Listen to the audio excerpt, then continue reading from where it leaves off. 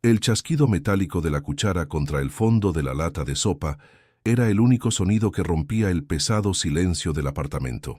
Javier observaba a su hija Sofía, de 7 años, sorber el caldo aguado con una concentración infantil que le partía el alma. Él no había comido. Su propio estómago se retorcía en un nudo de hambre, pero el dolor era eclipsado por una angustia mucho más profunda, un frío que se instalaba en sus huesos y que no tenía nada que ver con la humedad que manchaba las paredes. El olor a moho se mezclaba con el aroma artificial del caldo de pollo. Sobre la mesa de madera raída, junto a un vaso de agua, yacía el papel que sentenciaba su vida. Un aviso final de desahucio. 24 horas. El corazón de Javier se sentía como una piedra fría y pesada en su pecho. Sus manos de carpintero, antes firmes y creativas, ahora temblaban ligeramente mientras apretaba los puños bajo la mesa, luchando contra la oleada de pánico que amenazaba con ahogarlo. La ausencia de su esposa era una presencia física, un vacío que devoraba el poco calor que quedaba. Sacó el móvil con un gesto casi automático, la pantalla agrietada iluminando su rostro demacrado. La aplicación del banco se abrió con una lentitud exasperante. Y allí estaban los números, fríos e implacables. 217 euros. Era todo lo que quedaba. El último vestigio de sus ahorros, de su vida anterior, de las horas extra y los sueños de una casa con jardín. Todo devorado por la enfermedad, por las facturas médicas que se apilaban como lápidas, por los pasillos de hospital con su olor a antiséptico y desesperanza. La náusea le subió a la garganta. Recordaba el pitido constante de las máquinas, el tacto frío del metal, la sonrisa valiente de su mujer que se fue apagando lentamente, llevándose consigo la luz y el sonido del mundo. Ahora solo quedaba este silencio opresivo y la cifra ridícula en la pantalla del móvil, una burla cruel a todo su esfuerzo. El peso del fracaso era tan tangible que le costaba mantenerse erguido. Sentía sus hombros hundirse como si llevara encima los escombros de su vida derrumbada. Sofía apartó el plato vacío. «Papá, ¿mañana podemos ir al parque a ver los patos?», preguntó con esa voz clara e inocente que, en otro tiempo, era la melodía favorita de Javier. Ahora, cada una de sus palabras era una puñalada. El mañana, una palabra que se había convertido en un abismo de incertidumbre. ¿Cómo explicarle que mañana probablemente no tendrían un techo, y mucho menos un parque al que ir? Javier sintió un nudo apretado formarse en su garganta, quemándole. Forzó una sonrisa, sintiendo los músculos de su cara rígidos, como una máscara mal ajustada. «Claro, campeona, veremos», mintió, y el sabor amargo de la mentira le llenó la boca. Alargó la mano y le acarició el pelo, tan suave y lleno de vida. El contraste entre la calidez de su hija y el pavor helado que lo paralizaba era insoportable. Un escalofrío le recorrió la espina dorsal. Él era el único ancla de Sofía en el mundo, su único protector, y se sentía como un barco de papel hundiéndose en una tormenta implacable. Su mirada se desvió de nuevo hacia el papel sobre la mesa. La notificación de desahucio. Las palabras «plazo final de 24 horas» estaban impresas en una tinta negra y agresiva que parecía latir con vida propia. Javier se levantó y caminó hacia la única ventana del pequeño piso, apoyando la frente en el cristal frío. El vaho de su aliento empañó la vista de las luces de la ciudad, un brillante tapiz de vidas ajenas y funcionales que parecían burlarse de su miseria. El aire olía a asfalto mojado y a la promesa de más lluvia.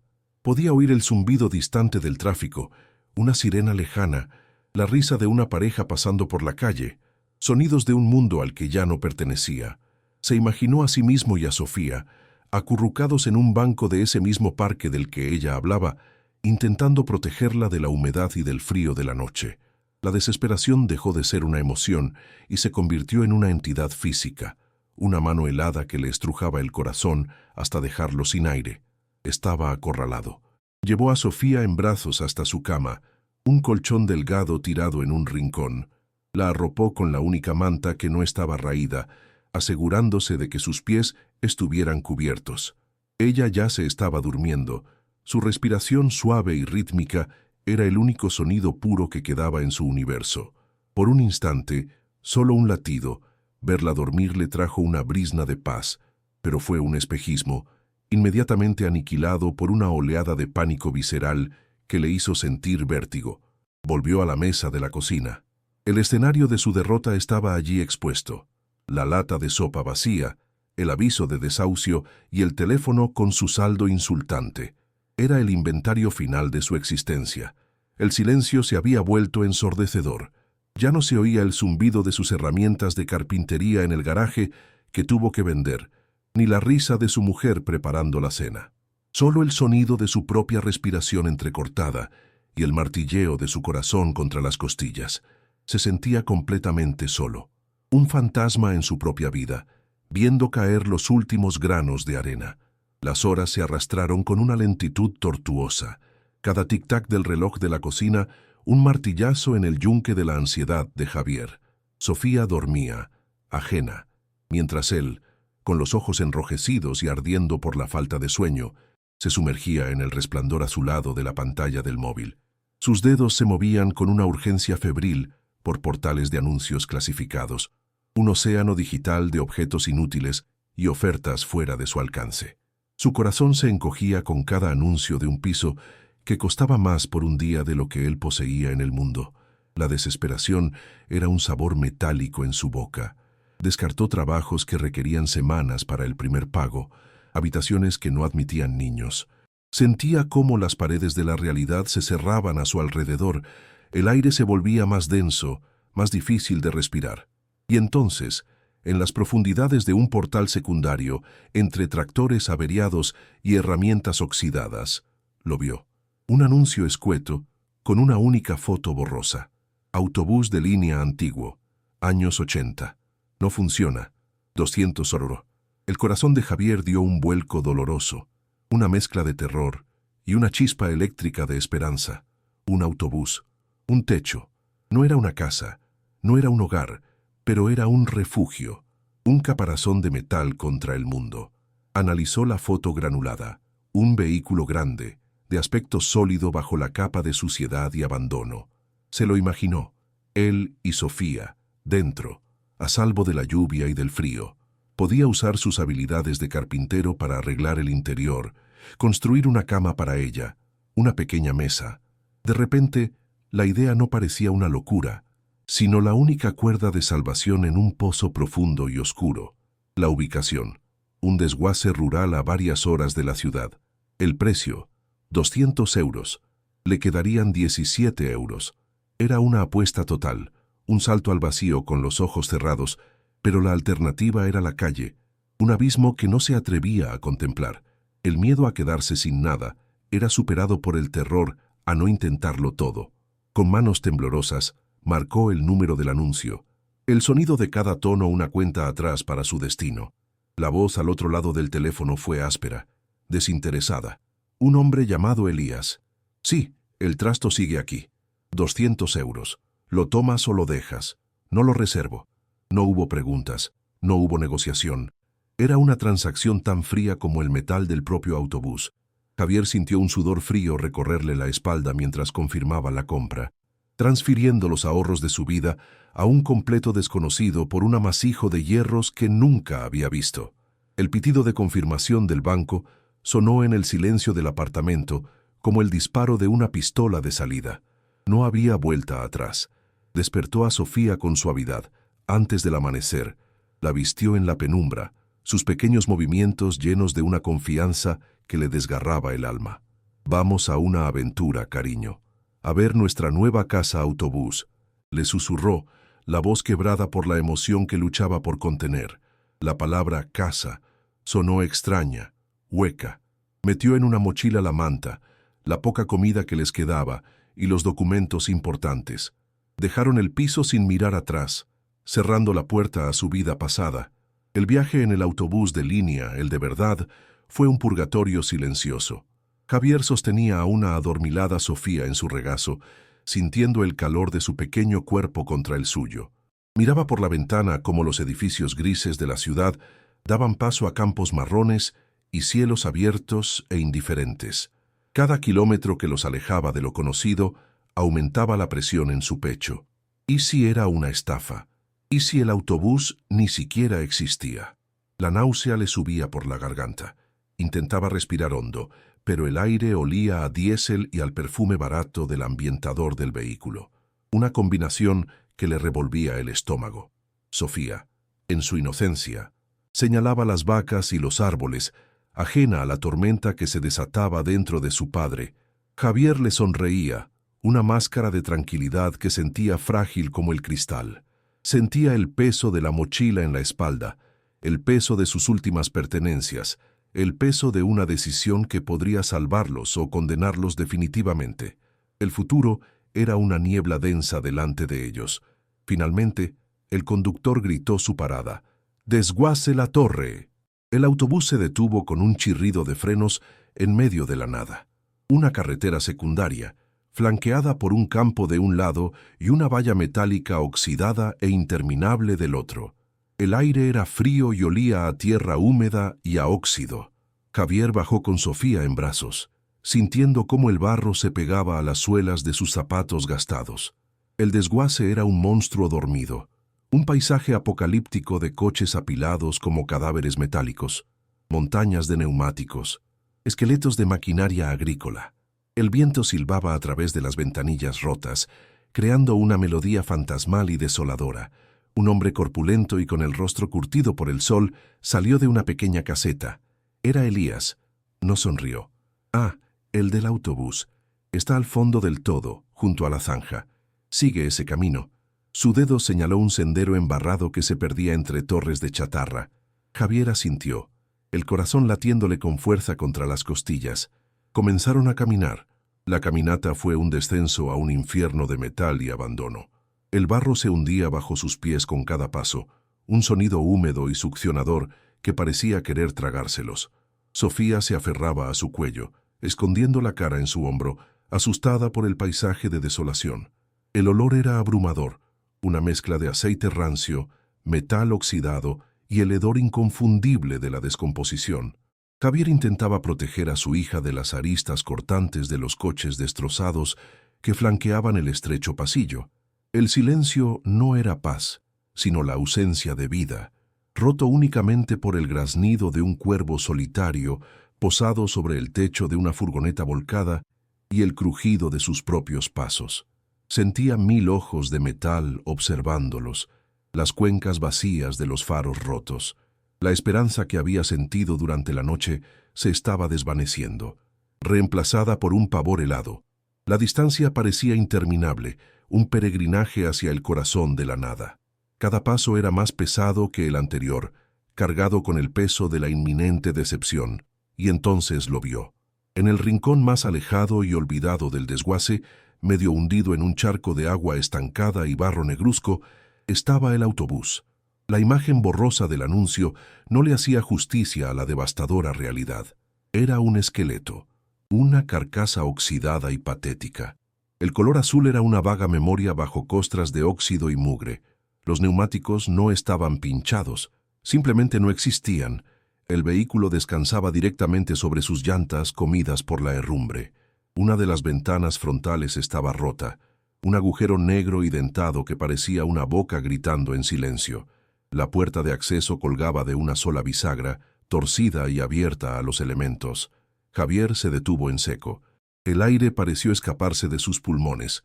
No era un refugio, era una tumba de metal. La pequeña chispa de esperanza que había albergado se extinguió de golpe, sumergiéndolo en una oscuridad fría y absoluta.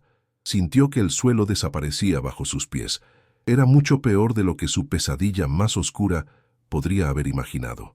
«¿Esa es nuestra casa, papá?», preguntó Sofía, su vocecita temblando ligeramente. Señalaba el autobús con un dedo. Javier no pudo responder. El nudo en su garganta era tan grande que le impedía hablar, le impedía respirar. Solo pudo apretarla más fuerte contra su pecho, un gesto inútil para protegerla de la cruda realidad que los abofeteaba. Se acercó lentamente, con el corazón hecho un puño de hielo. El olor a moho y agua podrida se intensificó hasta volverse nauseabundo.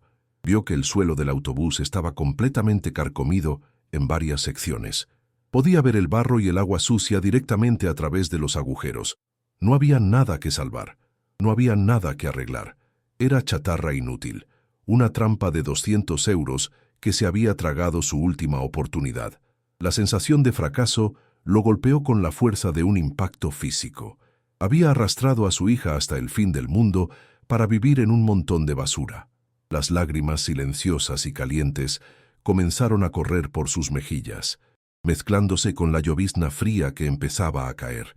Forzó la puerta colgante, que protestó con un chirrido agudo y prolongado que le taladró los oídos. El interior era aún más desolador. Los asientos de vinilo estaban rajados, mostrando una espuma amarillenta y podrida. El suelo estaba cubierto por una fina capa de agua verdosa y maloliente, salpicada de basura y hojas muertas. Un nido de algún animal pequeño ocupaba el asiento del conductor. El aire era denso, viciado, casi irrespirable. Era una cápsula del tiempo de la decadencia, un monumento al abandono. Javier sintió una oleada de vértigo.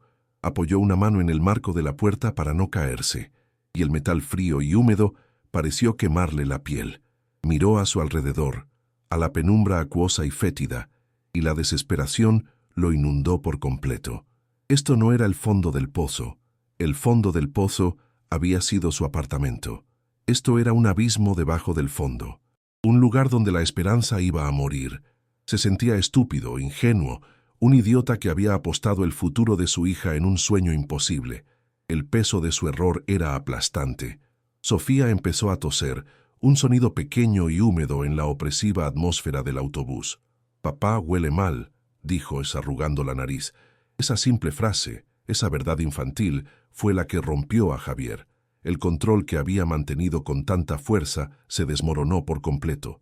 Se deslizó por el marco de la puerta, hasta quedar sentado en el umbral metálico y oxidado, con los pies en el barro.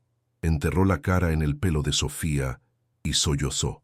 No eran sollozos silenciosos y controlados, sino espasmos profundos y desgarradores que sacudían todo su cuerpo. Lloraba por su esposa, por su trabajo perdido, por su hogar desahuciado, por su estupidez. Lloraba por la inocencia de su hija, a la que había prometido una aventura y la había llevado a un basurero. El sonido de su propio llanto se mezclaba con el repiqueteo de la lluvia sobre el techo metálico, una sinfonía de absoluta miseria. No les quedaba nada, ni dinero, ni refugio, ni esperanza. Solo un autobús oxidado en medio de la nada, un monumento a su fracaso como padre y como hombre. Tras el torrente de lágrimas, solo quedó un vacío helado y una quietud espantosa. Javier permaneció inmóvil, acunando a Sofía, mientras la lluvia repiqueteaba un ritmo fúnebre sobre el techo de metal oxidado. El olor a podredumbre y fracaso era tan espeso que casi podía saborearlo. Pero entonces, el llanto de su hija, un pequeño sollozo ahogado contra su pecho, lo sacó de su parálisis. «Tengo frío, papá», susurró ella. Esa simple frase fue un ancla. El instinto de protegerla, el único motor que le quedaba, se encendió con una fuerza feroz. No podían quedarse allí, sentados en el barro. Tenía que hacer algo, cualquier cosa. Tenía que crear un refugio, aunque fuera una ilusión. Se puso en pie, con los músculos doloridos, y observó el desolador interior del autobús. Sus ojos de carpintero, acostumbrados a ver el potencial en la madera en bruto, ahora solo veían ruina. Pero tenía que intentarlo. Decidió que su primer y único objetivo sería crear un lecho seco y seguro para su hija. Ignoraría el resto del desastre, el óxido, el agua, solo un asiento. Un único santuario en medio del caos. Eligió el asiento menos dañado, uno que estaba más alejado de la ventana rota y de la gotera más agresiva.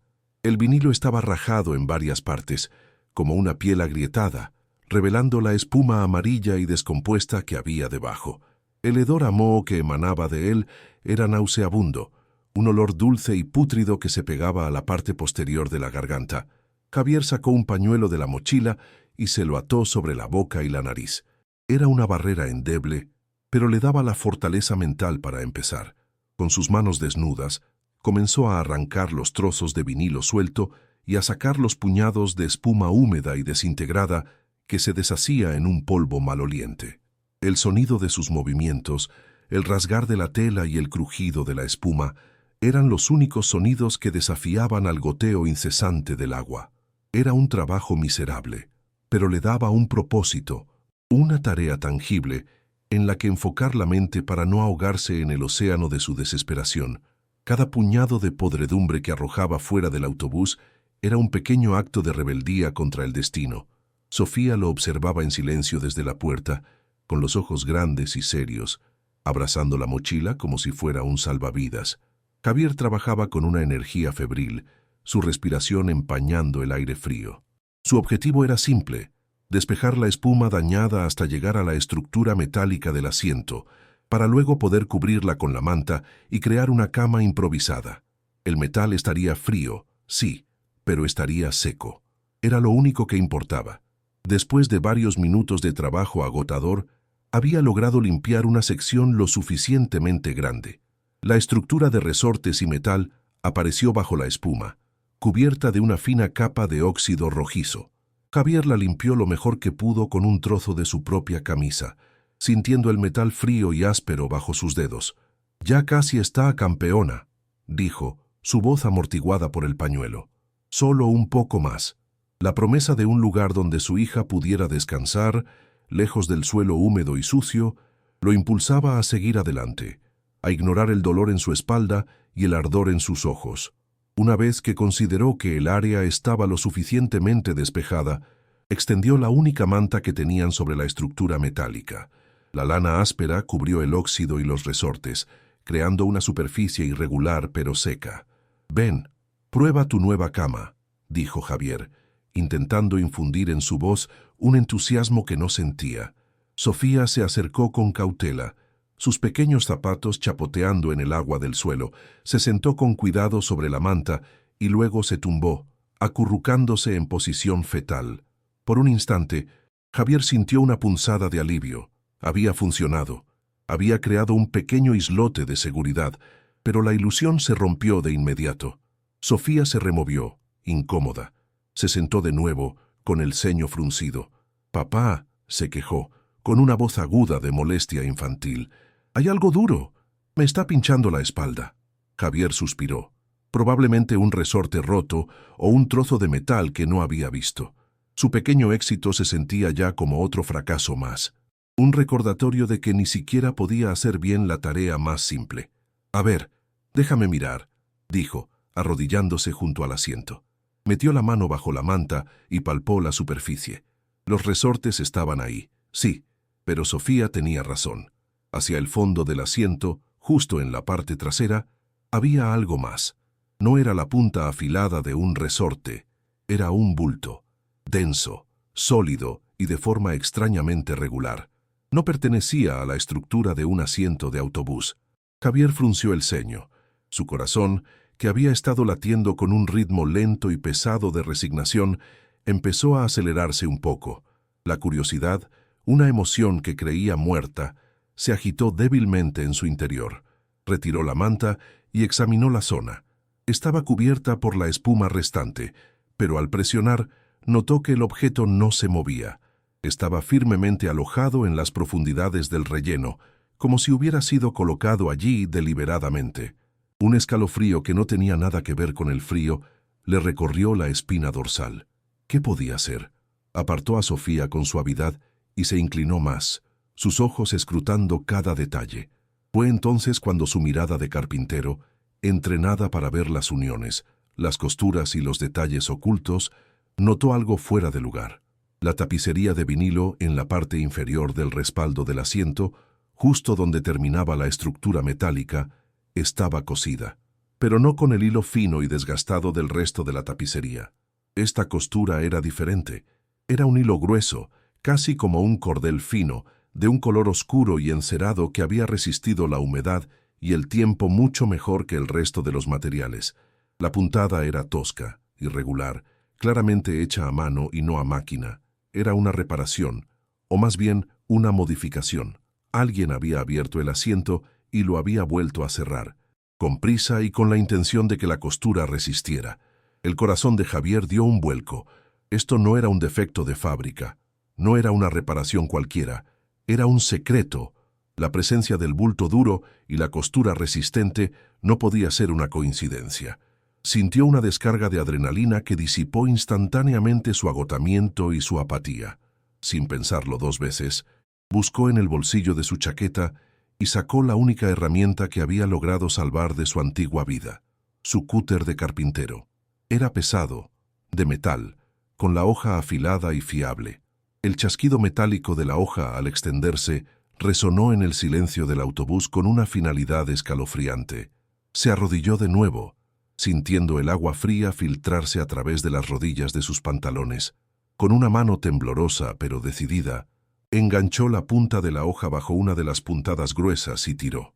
El hilo encerado era increíblemente resistente. Tuvo que hacer fuerza, y el hilo se rompió con un chasquido seco y sonoro.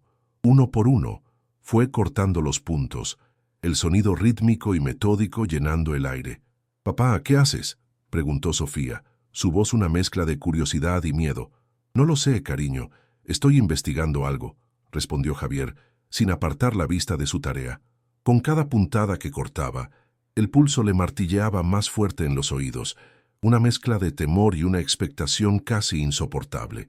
Finalmente, la última puntada se dio. La solapa de vinilo se abrió, revelando las entrañas amarillentas y en descomposición de la espuma del asiento. El olor a podredumbre se intensificó, pero Javier apenas lo notó. Con los dedos temblando de anticipación, se adentró en el relleno húmedo y pegajoso. La espuma se deshacía al tacto, una masa desagradable y fría. Sus dedos buscaron a tientas hasta que tocaron de nuevo el objeto duro. No era metal. La superficie era ligeramente flexible, aceitosa al tacto. Tiró de él con cuidado y el objeto comenzó a deslizarse hacia afuera con un sonido suave y rasposo. Era un paquete, un bulto rectangular envuelto meticulosamente en lo que parecía ser una tela encerada de color oscuro, manchada por la humedad pero aún notablemente intacta. Era pesado, mucho más de lo que esperaba. Lo sostuvo en sus manos, sintiendo su densidad. Su respiración se quedó atrapada en su pecho. Miró a Sofía, que lo observaba con los ojos abiertos como platos, y luego volvió a mirar el misterioso paquete. Lo colocó sobre otro asiento, lejos del agua del suelo. Sus manos estaban cubiertas de la mugre de la espuma, pero no le importaba, con una delicadeza que contrastaba con la frenética energía que sentía. Comenzó a desenvolver la tela encerada. Las capas estaban pegadas por el tiempo y la humedad, y el sonido del tejido al separarse era como el susurro de un secreto guardado durante demasiado tiempo. El aire olía a cera vieja y a papel mohoso. A medida que quitaba la última capa de tela, su corazón se detuvo. Dentro no había una herramienta, ni una pieza de repuesto, ni un objeto sin valor. Había fajos de billetes, perfectamente apilados y sujetos con viejas bandas de papel amarillentas. Eran pesetas, del diseño antiguo. El color, el tacto del papel viejo y ligeramente húmedo, era dinero real. Javier se quedó mirando, incapaz de procesar lo que veía. Su mente se negaba a aceptarlo. Era una alucinación, un sueño provocado por el hambre y la desesperación. Parpadeó esperando que la imagen desapareciera, pero los fajos de billetes seguían allí. Una energía maníaca se apoderó de él. Dejó el primer paquete y, sin pensarlo, se abalanzó sobre el asiento de al lado. Rajó el vinilo con el cúter sin preocuparse por las costuras, metiendo las manos en la espuma con una urgencia desesperada. Nada. Pasó al siguiente, su corazón hundiéndose. ¿Era solo uno? ¿Una broma cruel del destino? Pero entonces, en el tercer asiento, sus dedos encontraron otro bulto. Lo arrancó de su escondite con una fuerza bruta, la espuma volando por todas partes. Otro paquete envuelto en tela encerada, y luego otro en el asiento de enfrente, y otro más. Era como una cacería de tesoros febril y demencial. El interior del autobús se convirtió en un caos de espuma destrozada y vinilo rasgado. Javier se movía como un autómata, impulsado por una incredulidad salvaje. Uno tras otro, los paquetes aparecían, todos idénticos, todos pesados. Los apiló en el suelo, sobre la manta seca de Sofía, creando una pila cada vez más grande y absurda de riqueza imposible. Su cerebro no podía calcular, solo registrar. Cuando llegó al último asiento de la fila trasera, encontró el paquete final. Ya no sentía el frío, ni el hambre, ni el dolor. Solo una extraña sensación de irrealidad, como si estuviera observando a otra persona en una película. Apiló el último paquete sobre los demás. Había más de una docena. Abrió uno más, solo para asegurarse de que no estaba loco. Más billetes, miles y miles de pesetas. Hizo un cálculo rápido y vertiginoso en su cabeza. No sabía el tipo de cambio exacto, pero esto era una fortuna. Cientos de miles de euros, probablemente $500,000. La cifra era tan astronómica, tan desconectada de su realidad de 217 euros, que le provocó una risa. Una risa seca, histérica y sin alegría, que resonó en la carcasa metálica del autobús. Sofía, asustada por la risa de su padre y por la destrucción, se echó a llorar. El sonido de su llanto lo trajo de vuelta a la realidad. Se arrodilló a su lado, la abrazó con fuerza y le susurró: «No llores, cariño. Creo que todo va a cambiar». Pero mientras sostenía a su hija, su mirada se posó en el último paquete que había encontrado, el que estaba en el fondo del asiento trasero. Era ligeramente diferente a los demás, tenía la misma forma, pero sentía un contorno más rígido en su interior, junto a los fajos de billetes. La curiosidad, ahora teñida de un nuevo tipo de aprensión, lo obligó a investigarlo. Dejó a Sofía por un momento y desenvolvió con cuidado ese último paquete. Dentro, como esperaba, había más fajos de dinero, pero debajo de ellos, protegido por el papel moneda, había un objeto pequeño y rectangular. Era un librito de contabilidad de bolsillo, con una cubierta de cuero negro, suave y desgastada por el uso. El cuero estaba deformado por la humedad, pero el libro en sí parecía intacto. Javier lo tomó en sus manos. Se sentía pesado, no por su peso físico, sino por el peso de la historia que intuía que contenía. El dinero era una cosa, un tesoro anónimo, caído del cielo. Pero esto era diferente. Esto tenía un dueño, una historia. Javier sintió un escalofrío recorrerle la espalda. Se sentó en el suelo metálico y frío del autobús, rodeado por una fortuna en billetes viejos y los restos destrozados de los asientos. El olor a moho y a papel antiguo se mezclaba en el aire. Sofía se había calmado y lo miraba con sus grandes ojos, sin entender nada, con manos que aún temblaban, pero ahora por un motivo diferente. Abrió la primera página del pequeño libro de contabilidad. La página estaba llena de una caligrafía apretada y ordenada. Fechas, nombres, cantidades. No eran simples anotaciones. Era un registro meticuloso y detallado. La tinta, aunque ligeramente desvaída en algunos puntos, era perfectamente legible. Eran anotaciones de principios de los años 80. El descubrimiento del dinero había sido un shock, un milagro que le quitó el aliento. Pero el descubrimiento de este libro le heló la sangre. De repente, el dinero dejó de ser una solución mágica y anónima. Ahora tenía un origen, un contexto. Y Javier tuvo el presentimiento aterrador de que ese origen no era nada bueno. La alegría salvaje de hacía unos minutos se evaporó, reemplazada por una profunda inquietud. El libro detallaba, con una precisión escalofriante, una trama de desvío de nóminas. Las anotaciones correspondían a la construcción de una presa hidroeléctrica cercana, un proyecto del que Javier había oído hablar a los lugareños más viejos. El autor del libro registraba sistemáticamente las cantidades de dinero que eran robadas de los salarios de los trabajadores. Los nombres listados eran casi todos extranjeros, con anotaciones al margen como «sin papeles» o «no habla español». Javier sintió una oleada de náuseas. No era un tesoro, era dinero robado a personas desesperadas, inmigrantes que probablemente trabajaban en condiciones terribles por una miseria. El libro era un testamento de su explotación, un registro de la crueldad humana. Se imaginó a esos hombres, trabajando bajo el sol abrasador, con las manos destrozadas, solo para que una parte de su miserable sueldo fuera robada y escondida en los asientos de este mismo autobús. La revelación le cayó como una losa de cemento en el estómago. Siguió pasando las páginas, cada una un nuevo capítulo de la misma historia sórdida. El autor del diario no solo registraba los robos, sino también los métodos de intimidación. Frases cortas y brutales aparecían junto a algunos nombres. Amenazado con deportación, una visita nocturna, se quejó demasiado. Era la crónica de un crimen organizado, llevado a cabo con una frialdad calculadora. Y al final de cada resumen semanal, una firma y una anotación, entregado a R.V. Las iniciales aparecían una y otra vez. Al final de cada página de contabilidad, R.V. era el receptor del dinero, la mente maestra detrás de todo. La culminación de la trama, según una de las últimas anotaciones, era usar este mismo autobús, el vehículo que transportaba a los trabajadores explotados, para sacar el dinero del país. Un plan audaz y cínico, pero una nota final, escrita con una caligrafía temblorosa y apresurada, decía: avería, plan abortado, R.V. furioso.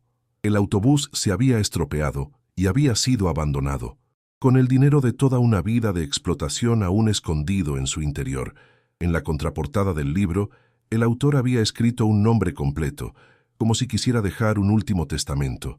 No eran las iniciales R.V.P., era el nombre del jefe de obra del proyecto, el hombre que, según el libro, orquestaba toda la operación desde las sombras, el cerebro que se quedaba con la mayor parte del botín.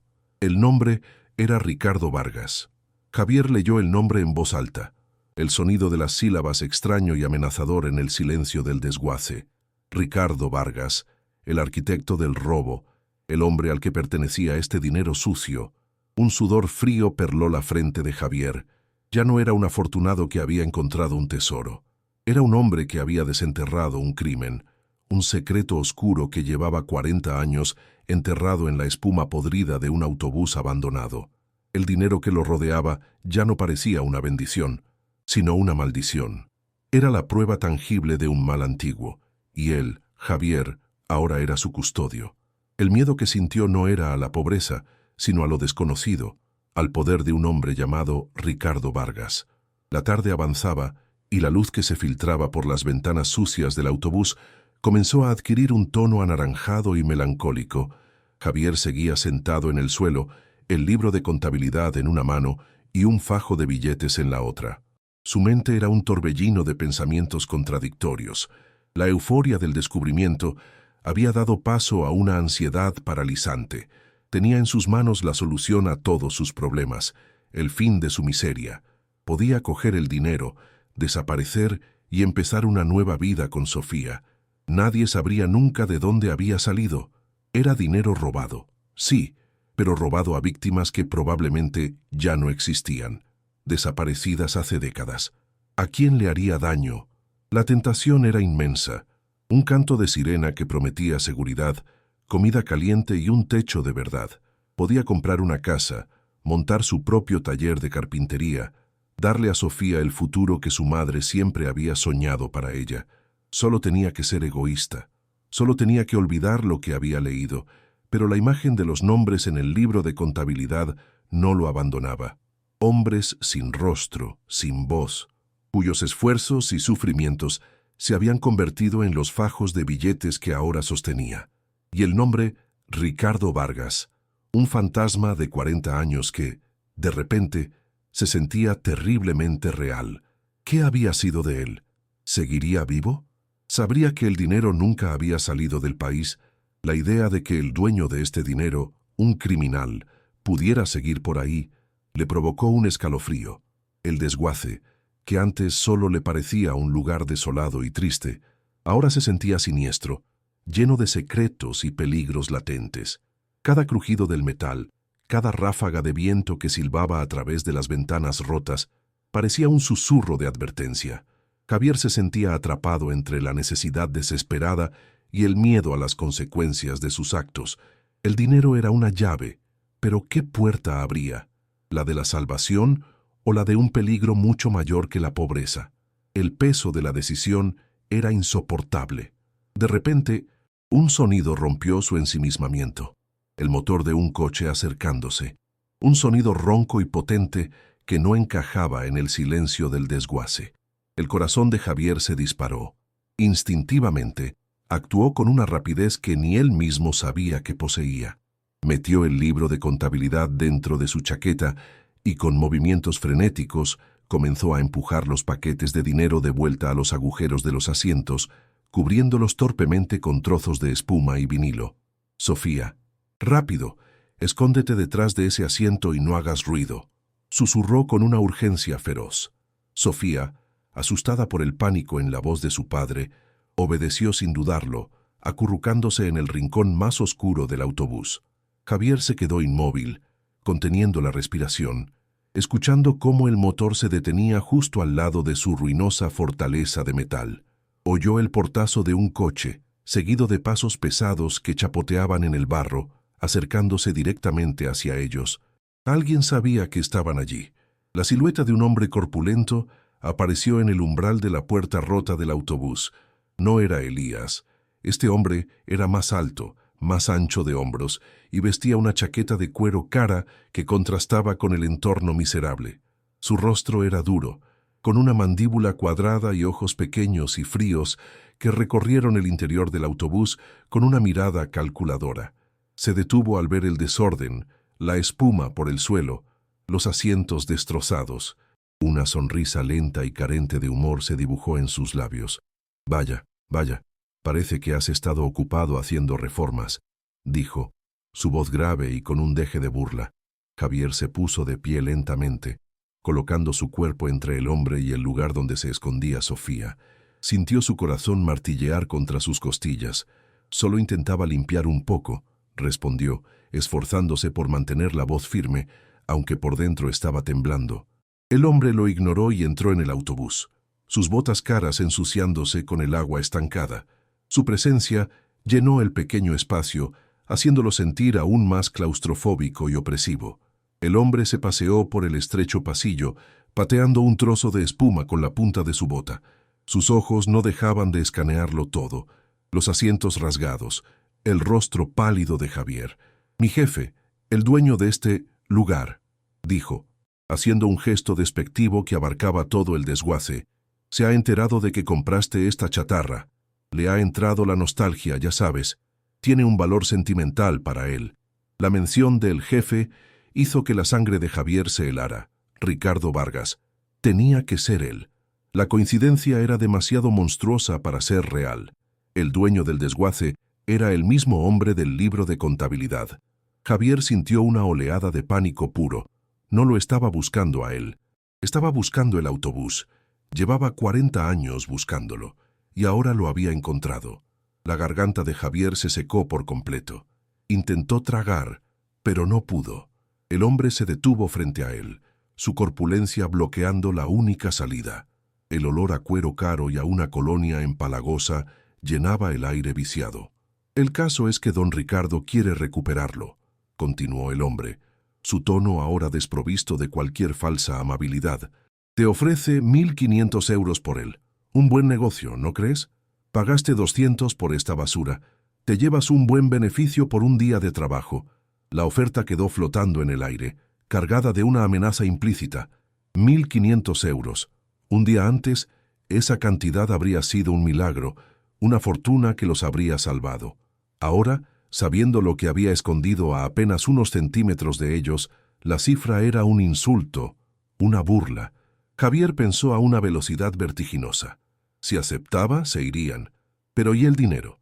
Debía dejarlo atrás. ¿Y si el hombre registraba el autobús antes de que se fueran? Si se negaba, confirmaría sus sospechas. Estaba atrapado. «No, no puedo», balbuceó Javier. La voz apenas un susurro. Es todo lo que tenemos. Es nuestro hogar ahora». Fue lo único que se le ocurrió decir. Una mentira desesperada para proteger un secreto mucho más grande. La sonrisa del hombre desapareció por completo. Su rostro se endureció, convirtiéndose en una máscara de fría hostilidad. Dio un paso más cerca, invadiendo el espacio personal de Javier. «Escúchame bien, carpintero», siseó, su voz baja y amenazante. «Esto no es una negociación». Su mirada se desvió por un instante, pasando por encima del hombro de Javier hacia el fondo del autobús, donde se escondía Sofía. Sus ojos se detuvieron allí un segundo, y cuando volvieron a encontrarse con los de Javier, había en ellos un brillo cruel. «Este no es lugar para criar a una niña», dijo lentamente, cada palabra una gota de veneno. Hizo una pausa, dejando que la amenaza calara. «Por aquí caen muchas piezas pesadas. Hay accidentes todo el tiempo. Sería una verdadera lástima que alguien saliera herido». El significado era inequívoco. No era una amenaza contra él. Era una amenaza contra Sofía. Un terror primordial y helado se apoderó de Javier, mucho más intenso que cualquier miedo que hubiera sentido antes. El hombre se dio la vuelta y salió del autobús sin decir una palabra más. Javier se quedó paralizado, escuchando los pasos del hombre alejarse y el sonido del motor del coche arrancando y desapareciendo en la distancia. El silencio que quedó era más aterrador que el ruido. El aire seguía cargado con la presencia del hombre, con su olor y su amenaza. Las rodillas de Javier cedieron y cayó de nuevo sobre el suelo metálico. Estaba temblando incontrolablemente. La alegría del descubrimiento, la angustia de su dilema moral, todo fue barrido por una sola y abrumadora emoción: el miedo por la vida de su hija. Ya no se trataba de dinero, se trataba de supervivencia. Había tropezado con algo mucho más grande y peligroso de lo que jamás podría haber imaginado. No había encontrado una fortuna, había encontrado una sentencia de muerte. Sacó el libro de contabilidad de su chaqueta. El pequeño objeto negro se sentía ahora como una bomba de relojería en sus manos.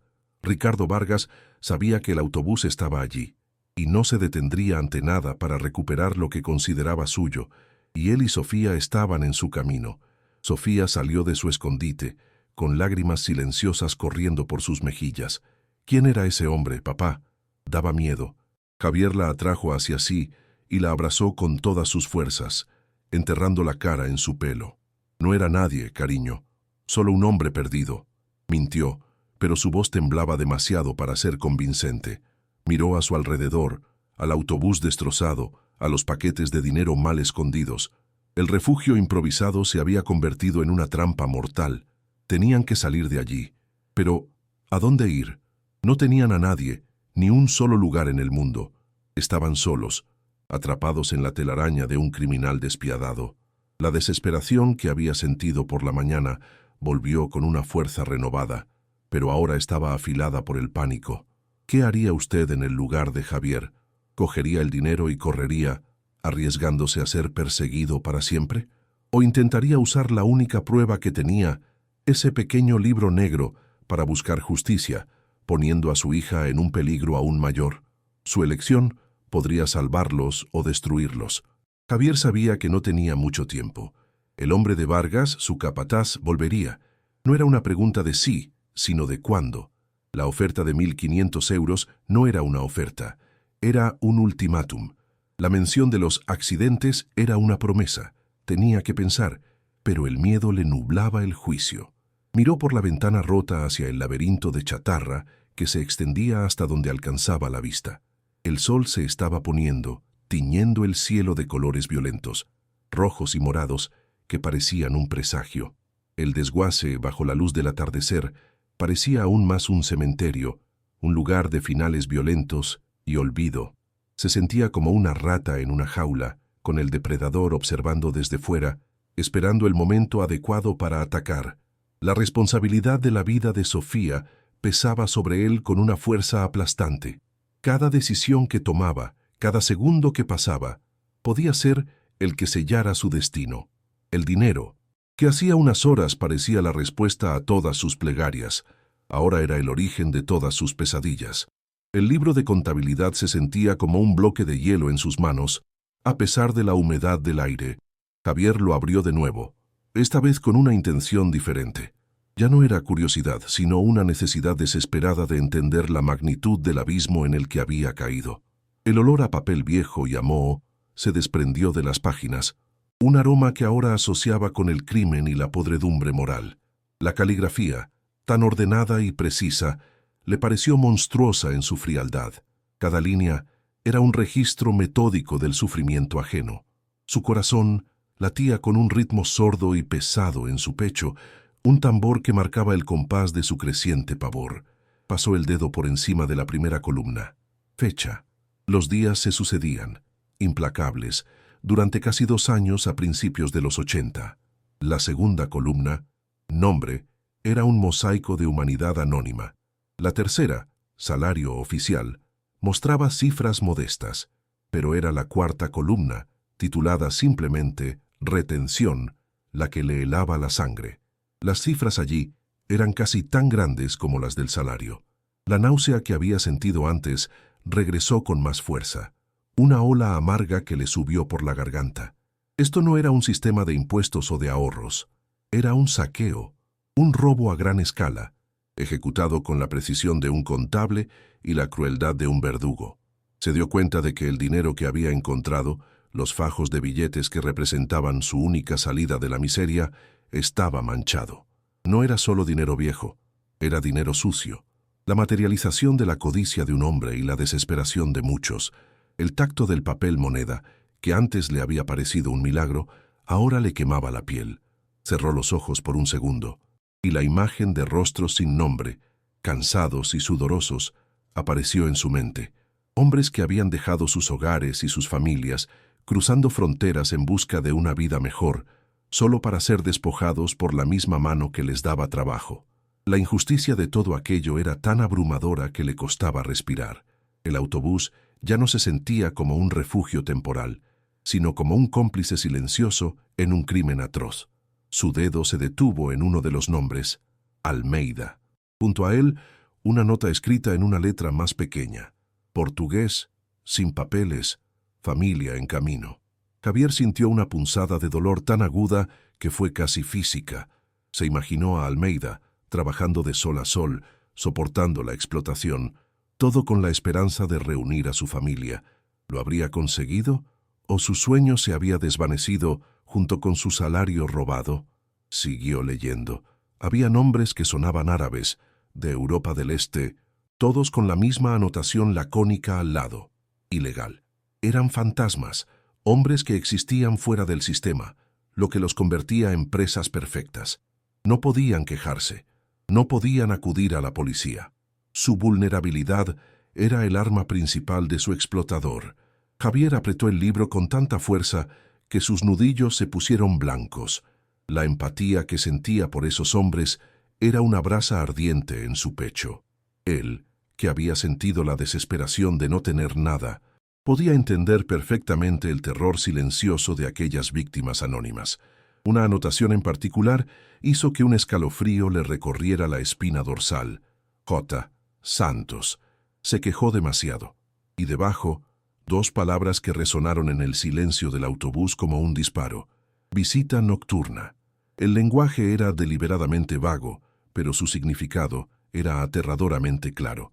Javier se imaginó una puerta echada abajo en mitad de la noche, el sonido de botas pesadas, un grito ahogado, el miedo como herramienta de control. J. Santos probablemente solo había pedido lo que era suyo, el dinero por el que había trabajado, y por ello había sido silenciado. El libro de contabilidad no era solo un registro de robo, era un diario de terror.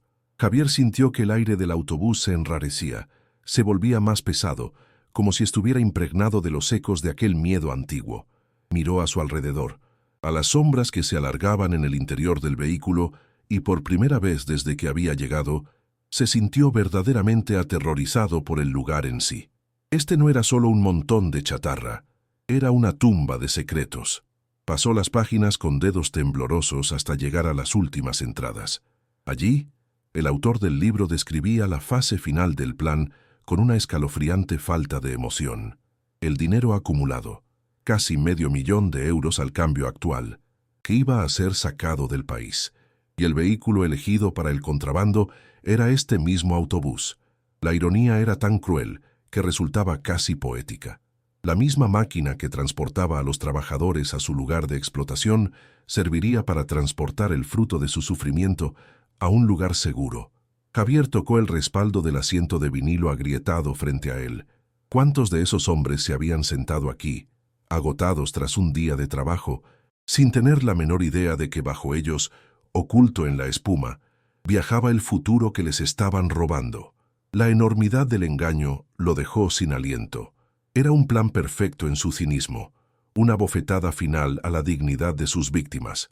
El autobús, en ese momento, se le antojó el monumento más triste y horrible a la codicia humana. Y entonces, la última nota, escrita con una caligrafía diferente, más apresurada y casi ilegible por la prisa y el pánico. Avería en la carretera secundaria. Imposible reparar. Plan abortado. Y debajo, 3 palabras que lo cambiaron todo. R.V. Está furioso. Las iniciales de nuevo. R.V. El cerebro de la operación. El hombre que esperaba su fortuna. Javier sintió una sacudida de adrenalina. El plan había fallado. El autobús se había averiado y, presumiblemente, había sido remolcado a este desguace, el lugar donde los secretos van a morir. Con el corazón en un puño, dio la vuelta al libro de contabilidad. En la cara interna de la contraportada de cuero había un nombre, escrito con una pluma elegante, casi como una firma de autor. Propiedad de Ricardo Vargas, jefe de obra. El nombre resonó en su cabeza como una campana fúnebre. Ricardo Vargas. El fantasma tenía un nombre y un título, y Javier acababa de encontrar el tesoro que ese fantasma había perdido hacía 40 años. El silencio del desguace se volvió de repente opresivo, amenazador. La revelación lo golpeó con la fuerza de un martillo. Ricardo Vargas, el criminal, el ladrón, el hombre cuya fortuna yacía esparcida por el suelo de este autobús oxidado. Un pensamiento helado se abrió paso a través de su pánico. Si este desguace existía desde los años 80, era posible, era probable, que el dueño fuera la misma persona. Podría ser una coincidencia tan monstruosa, que el autobús hubiera acabado precisamente en la propiedad del hombre que lo estaba buscando. La idea era tan terrible que su mente se resistía a aceptarla. El desguace dejó de ser un simple cementerio de coches para convertirse en el centro de la telaraña de una araña, y él y Sofía acababan de aterrizar justo en el medio. Se sintió increíblemente estúpido y expuesto. Cada sonido, el gemido del viento contra el metal, el goteo del agua, parecía ahora un mensaje de advertencia. El dinero ya no era una salida, era el cebo de una trampa que se había cerrado a su alrededor. Se sintió observado, como si unos ojos invisibles lo estuvieran escrutando desde las montañas de chatarra. Fue entonces cuando lo oyó, un zumbido grave y distante, que crecía en intensidad. El motor de un coche, pero no era el sonido de un vehículo cualquiera. Era un motor potente, pesado, el tipo de sonido que asociaba con el lujo y el poder. No encajaba en aquel paisaje de decadencia. La sangre de Javier se convirtió en hielo líquido en sus venas. El instinto de supervivencia, un animal dormido en su interior, despertó con una violencia inusitada. Sin un segundo de vacilación, actuó. Guardó el libro de contabilidad en el bolsillo interior de su chaqueta, sintiendo el contorno duro del pequeño libro contra sus costillas como un arma o una condena. Con una rapidez febril, sus manos comenzaron a recoger los fajos de billetes, empujándolos torpemente de vuelta a los agujeros de los asientos, cubriéndolos con los restos de espuma podrida y jirones de vinilo. Sus movimientos eran torpes y desesperados, los de un hombre que intenta esconder un crimen a plena luz del día. El corazón le martilleaba en la garganta, ahogándolo. «Sofía», susurró, su voz un hilo tenso y vibrante de pánico. «Rápido, cariño. Escóndete detrás del último asiento. Y no hagas ni un solo ruido, pase lo que pase. ¿Me oyes? Ni un ruido». La niña, cuyos ojos se habían agrandado por el terror al ver la expresión de su padre, asintió sin decir palabra. Un pequeño sollozo se le escapó mientras se arrastraba hacia la parte trasera del autobús, desapareciendo en la oscuridad del rincón más alejado. Javier se quedó de pie en medio del pasillo, inmóvil, conteniendo la respiración, escuchando. El sonido del motor se hizo ensordecedor y luego se detuvo abruptamente, justo al lado del autobús. El silencio que siguió fue peor que el ruido. Entonces, un portazo, un sonido seco y autoritario que resonó en todo el desguace, y luego el chapoteo inconfundible de unos pasos pesados en el barro, unos pasos que se dirigían, sin vacilación, directamente hacia él. El tiempo pareció ralentizarse, cada segundo una eternidad de suspense insoportable. Una figura alta y corpulenta se recortó en el hueco de la puerta, bloqueando la escasa luz del atardecer y sumiendo el interior en una penumbra aún más profunda. No era Elías, el hombre que le había vendido el autobús. Este hombre vestía una chaqueta de cuero que probablemente costaba más de lo que Javier había ganado en 6 meses y unas botas impecables que ahora estaban salpicadas de barro. Su rostro era una máscara de impasibilidad, con una mandíbula ancha y unos ojos pequeños y oscuros que barrieron el interior del autobús con una mirada fría y analítica. Su vista se detuvo en el caos de los asientos destrozados, y una comisura de sus labios se curvó en una sonrisa que no llegó a sus ojos. Javier se irguió, interponiendo su cuerpo instintivamente entre el recién llegado y el escondite de Sofía. Sintió un miedo primario, la furia protectora de un animal acorralado que defiende a su cría. Sabía, con una certeza absoluta, que este hombre no había venido a darle la bienvenida. «Vaya, vaya», dijo el hombre, su voz un murmullo grave y rasposo que parecía arañar el aire. «Veo que has estado ocupado, haciendo reformas». Su tono era una mezcla de falsa cordialidad y burla apenas disimulada. Entró en el autobús y su imponente presencia pareció encoger el ya de por sí claustrofóbico espacio. El olor a cuero caro y a una colonia fuerte y empalagosa invadió el ambiente, mezclándose con el hedor a moho de una forma nauseabunda. «Mi jefe, don Ricardo, el dueño de este establecimiento», continuó, haciendo un gesto despectivo con la mano, «se ha enterado de que compraste esta pieza de chatarra y le ha entrado la nostalgia. Ya sabes cómo son los viejos. Tiene un gran valor sentimental para él». El nombre, don Ricardo, golpeó a Javier como un puñetazo en el estómago. La coincidencia imposible era una realidad aterradora. Ricardo Vargas era el dueño del desguace.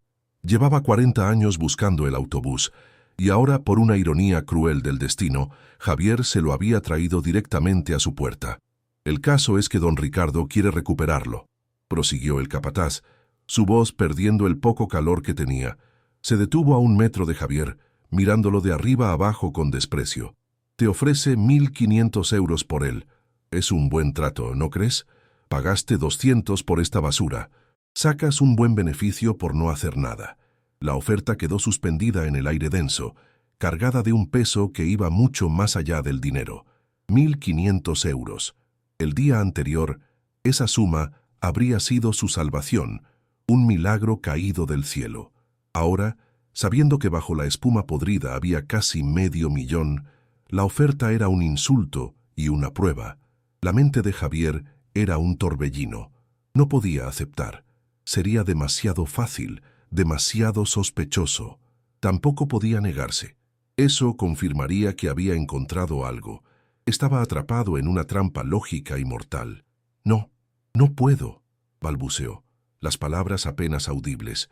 «Es todo lo que tenemos. Ahora es nuestro hogar». Fue la mentira más débil y desesperada que se le ocurrió, un escudo de papel contra una espada de acero. La máscara de amabilidad del capataz se desvaneció por completo. Su rostro se endureció. Sus ojos se convirtieron en 2 esquirlas de hielo. La atmósfera en el autobús se volvió eléctrica, cargada de una amenaza palpable. «Escúchame bien, carpintero», siseó, su voz ahora un susurro bajo y peligroso que le erizó el vello de la nuca a Javier. «Esto no es una negociación». Dio un paso adelante, invadiendo el espacio vital de Javier, obligándolo a retroceder. El hombre era una montaña de músculo y hostilidad, y Javier se sintió frágil y pequeño ante él. El corazón le latía con tanta fuerza que estaba seguro de que el hombre podía oírlo. El silencio se alargó, pesado y sofocante. Javier no se atrevía a respirar, no se atrevía a moverse. Solo podía esperar, paralizado por el terror, a que la siguiente palabra cayera como una sentencia. Sabía que su respuesta, su débil mentira, no había sido suficiente. La prueba había terminado, y él había fallado. El verdadero rostro del peligro estaba a punto de revelarse. La mirada del capataz se desvió por un instante, un movimiento casi imperceptible, pasando por encima del hombro de Javier hacia el fondo oscuro del autobús, justo donde sabía que se escondía Sofía. Sus ojos se detuvieron allí un segundo que se sintió como una eternidad, y cuando volvieron a clavarse en los de Javier, brillaban con una crueldad depredadora. «Este no es lugar para criar a una niña», dijo lentamente, paladeando cada palabra como si fuera veneno. Hizo una pausa dramática, dejando que la implicación se hundiera en la mente de Javier. «Por aquí caen muchas piezas pesadas, hay accidentes todo el tiempo». Su voz era suave, casi conversacional, lo que la hacía aún más aterradora. Sería una verdadera lástima que alguien saliera herido. La amenaza, velada pero inequívoca, no iba dirigida a él, iba dirigida a lo único que le importaba en el mundo. Un terror primordial, más frío y afilado que cualquier pobreza o desesperación, se apoderó de Javier, paralizándolo por completo. El hombre sonrió, una mueca sin alegría, y salió del autobús. Javier se quedó solo, temblando de forma incontrolable en la penumbra, el eco de las palabras del hombre rebotando en las paredes metálicas. El olor de su colonia aún flotaba en el aire, una firma invisible de su presencia amenazante. Había tropezado con un crimen de 40 años, y el criminal no solo sabía que estaba allí, sino que acababa de amenazar la vida de su hija. El dinero, aquellos fajos de billetes que representaban la libertad, se había transformado en una diana pintada en sus espaldas. Eran un motivo para matar. Sacó el pequeño libro negro de su chaqueta. Se sentía increíblemente pesado en su mano. Una bomba de relojería a punto de estallar. Estaba atrapado. Correr significaba ser casado, posiblemente durante el resto de su vida. Quedarse y luchar significaba poner a Sofía directamente en la línea de fuego de un hombre que ya había demostrado que no se detendría ante nada. ¿Qué harías tú en el lugar de Javier? ¿Cogerías el dinero y correrías, arriesgándote a ser perseguido para siempre? ¿O intentarías usar la única prueba que tenías, este pequeño libro, para buscar justicia, poniendo a tu hija en un peligro aún mayor? La puerta del coche de Vargas se cerró con un eco metálico que pareció sellar el destino de Javier. El sonido del motor se alejó, dejando un silencio aún más pesado y amenazador que antes. Javier se quedó paralizado, el corazón martilleándole en la garganta, cada latido un recordatorio de la amenaza que ahora se cernía sobre Sofía. El aire en el autobús se sentía denso, viciado, impregnado por el perfume caro y la malicia del capataz. Miró hacia el rincón oscuro donde su hija se escondía, un pequeño bulto de miedo en la penumbra, y un frío glacial se extendió por sus venas, un terror más profundo y primordial que cualquier hambre o desesperación que hubiera conocido. Ya no se trataba de dinero, ni de pobreza, ni de un techo. Se había convertido en una cuestión de vida o muerte, y su hija estaba en el centro de la diana. El peso de esa realidad lo aplastó, robándole el aire de los pulmones. Se sentía completamente expuesto, una presa indefensa en la jaula oxidada que él mismo había elegido como refugio. Sofía salió de su escondite, sus pequeños pasos chapoteando en el agua estancada del suelo. «¿Papá? ¿Ya se ha ido el hombre malo?», susurró, su voz temblorosa rompiendo el hechizo de pánico que mantenía a Javier inmóvil. Él se arrodilló y la abrazó con una fuerza desesperada, enterrando el rostro en su pelo, inhalando su aroma infantil como si fuera el único aire puro que quedaba en el mundo. «Sí, cariño, ya se ha ido», mintió, aunque su cuerpo temblaba de forma incontrolable. El sol se estaba poniendo, y los últimos rayos de luz se filtraban por las ventanas rotas, proyectando largas y siniestras sombras que se retorcían como espectros en el interior del autobús. El desguace, que a la luz del día era un lugar de abandono, por la noche se transformaba en un laberinto de pesadilla, un cementerio de metal donde cualquier sombra podía ocultar a un depredador. Sabía que no podían quedarse allí. El autobús, su única posesión, se había convertido en una trampa mortal, y el tiempo corría en su contra. Con la oscuridad llegó un nuevo nivel de terror. Cada crujido del metal al enfriarse, cada susurro del viento a través de los agujeros, sonaba como pasos sigilosos acercándose. Javier se asomó con cautela por la ventana rota, su aliento creando un vaho en el cristal sucio. El vasto campo de chatarra era una masa informe de oscuridad, un mar negro salpicado por el brillo ocasional de la luna en un trozo de cromo. Se sentía completamente aislado, desconectado del mundo. Pero entonces, a lo lejos, en una pequeña elevación que dominaba el desguace, vio una luz, una única ventana iluminada. Un pequeño cuadrado de color amarillo cálido en la inmensa negrura era una caravana, una señal de vida en medio de la muerte metálica. La esperanza, una emoción que creía haber extinguido, parpadeó débilmente en su pecho. Era una posibilidad, un riesgo terrible. Pero la alternativa, esperar pasivamente a que los hombres de Vargas volvieran, era una sentencia segura. Tenía que intentarlo. Tenía que llegar a esa luz. Tomó una decisión. El miedo a lo desconocido era preferible a la certeza del peligro que le esperaba si se quedaba. «Sofía, vamos a hacer una excursión nocturna», dijo, tratando de mantener su voz calmada y firme. Vació rápidamente la mochila, dejando la poca comida que les quedaba, y metiendo dentro todos los fajos de dinero que pudo, junto con el pequeño libro de contabilidad, que envolvió en un trozo de plástico para protegerlo. El peso de la mochila se sentía ahora como el peso de su única oportunidad de supervivencia. Ayudó a Sofía a ponerse la chaqueta y le susurró al oído: «Vamos a ir muy en silencio, como si fuéramos espías. No podemos hacer ni un ruido, ¿entendido?». La niña, sintiendo la urgencia en la voz de su padre, asintió con los ojos muy abiertos, aferrándose a su mano con una fuerza sorprendente. Javier echó un último vistazo al interior del autobús, a la espuma destrozada y al vinilo rasgado, la escena de su milagro y su condena, y salió a la noche fría y húmeda. El viaje a través del desguace fue una tortura. El suelo era un lodazal traicionero, salpicado de charcos de agua aceitosa que ocultaban trozos de metal afilado. Javier avanzaba a tientas, con Sofía en brazos, usando una mano para tantear el camino en la oscuridad casi total. El laberinto de coches apilados creaba un paisaje de pesadilla, con formas monstruosas que parecían moverse con el rabillo del ojo. El viento silbaba a través de las carrocerías huecas, creando gemidos y lamentos que le erizaban la piel. Cada sonido, el graznido de un pájaro nocturno, el lejano ladrido de un perro, le hacía detenerse en seco, el corazón desbocado, esperando oír los pasos de sus perseguidores. El olor a óxido y a tierra mojada se mezclaba con el de su propio miedo, un sudor frío que le empapaba la ropa. La pequeña luz amarilla de la caravana era su única guía, un faro lejano en un océano de oscuridad y peligro.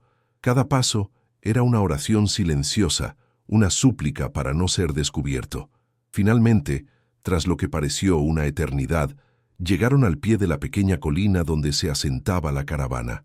Estaba vieja y oxidada, pero la luz que emanaba de su ventana y el fino hilo de humo que salía de su chimenea la convertían en el lugar más acogedor del mundo.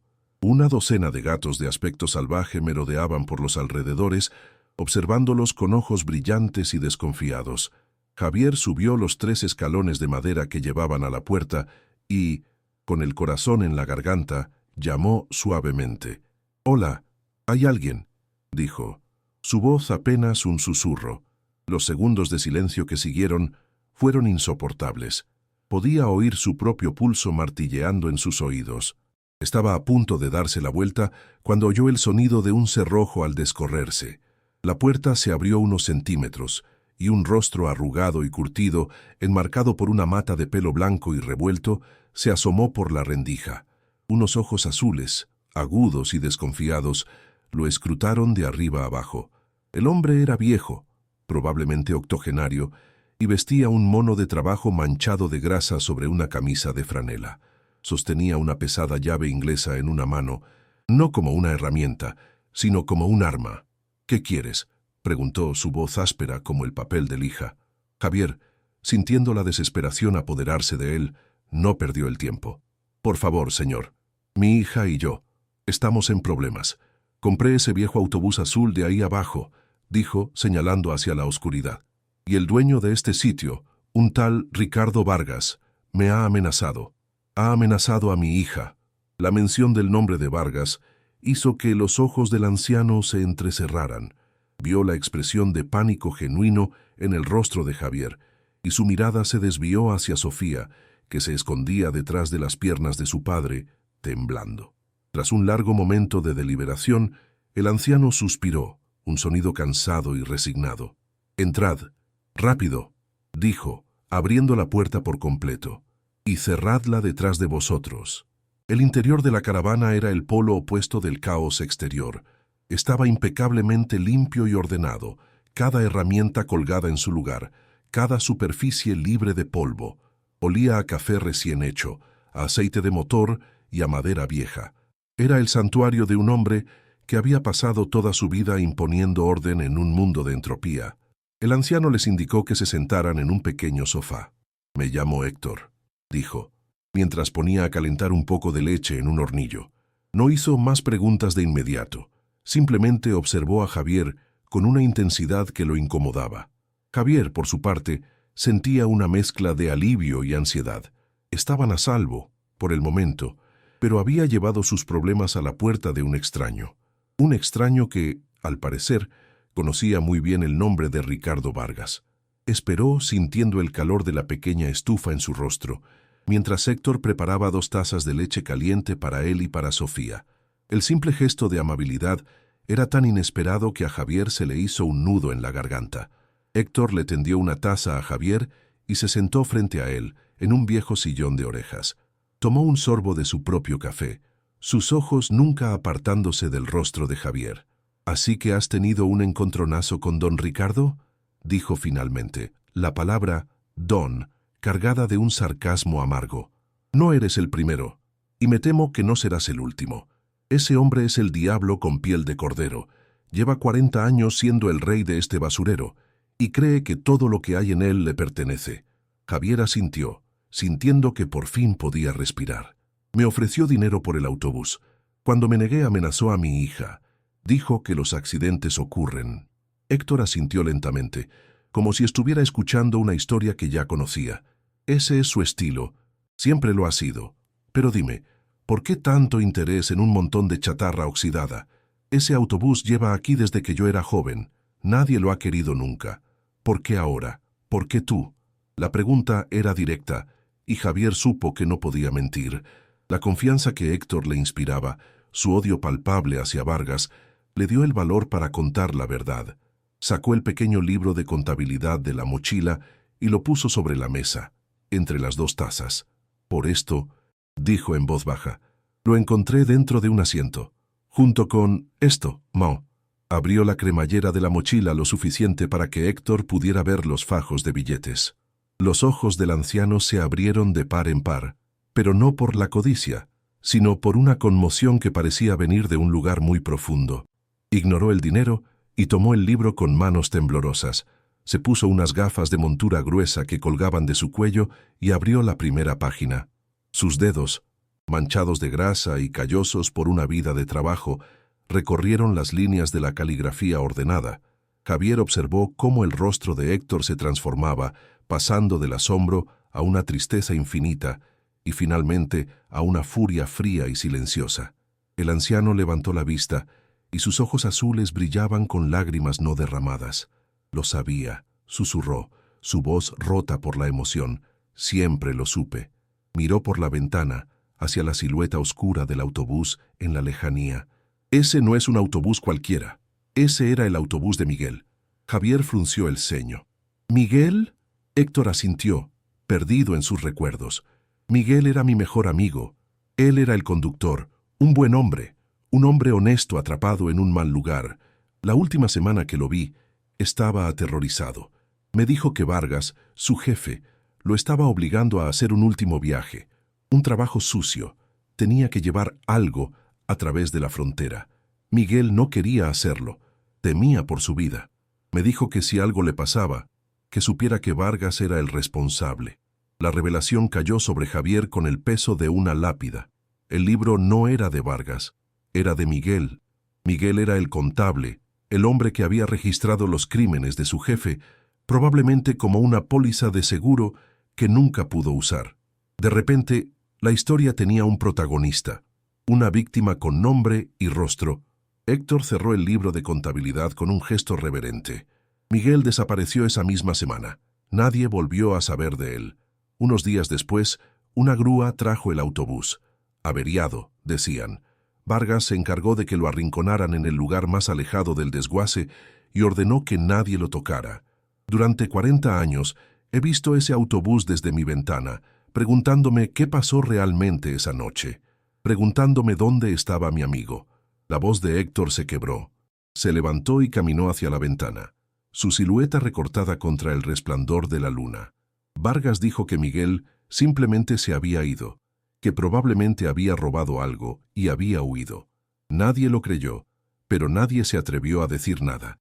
Vargas ya era un hombre poderoso y peligroso entonces. Con el tiempo, la gente se olvidó. Pero yo no. Yo nunca me olvidé de Miguel. El dolor en la voz del anciano era tan real y tan profundo que Javier sintió una punzada de vergüenza por haber pensado, aunque fuera por un segundo, en quedarse con el dinero. El anciano se giró, y la tristeza en sus ojos había sido reemplazada por una determinación de acero. Vargas no es solo un ladrón, muchacho, es un asesino. Las palabras resonaron en la pequeña caravana, cargadas con el peso de 4 décadas de sospecha. Héctor señaló con un dedo tembloroso hacia un punto oscuro en la distancia, en el límite de la propiedad del desguace, cerca de una zanja de drenaje cubierta de maleza. Cuando trajeron el autobús, vine por la noche. Había huellas de neumáticos que se desviaban del camino principal hacia esa zanja, y la tierra estaba removida. Al día siguiente, Vargas hizo que echaran una montaña de chatarra encima. Para disimular, el corazón de Javier se detuvo. Comprendió la terrible implicación de las palabras de Héctor. Lo enterró allí, continuó el anciano, su voz un susurro cargado de veneno. Enterró a mi amigo Miguel como si fuera un perro, junto con su coche, todo para ocultar lo que había hecho. La pieza final del rompecabezas había encajado, revelando una imagen mucho más monstruosa de lo que Javier había imaginado. La revelación lo cambió todo.